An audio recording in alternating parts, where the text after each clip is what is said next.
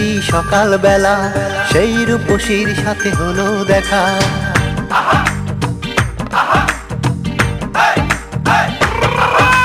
মিষ্টি মিষ্টি সকাল বেলা সেই রূপসীর সাথে হলো দেখা। মিষ্টি মিষ্টি সকাল বেলা সেই রূপসীর সাথে হলো দেখা। সে মিষ্টি হেসে এসে বলে গেল, সে মিষ্টি হেসে এসে বলে গেল, লাল শাড়ি পরে যাব তোমার বাড়ি, কত মিন্টু ঘটকের ঠিকানা।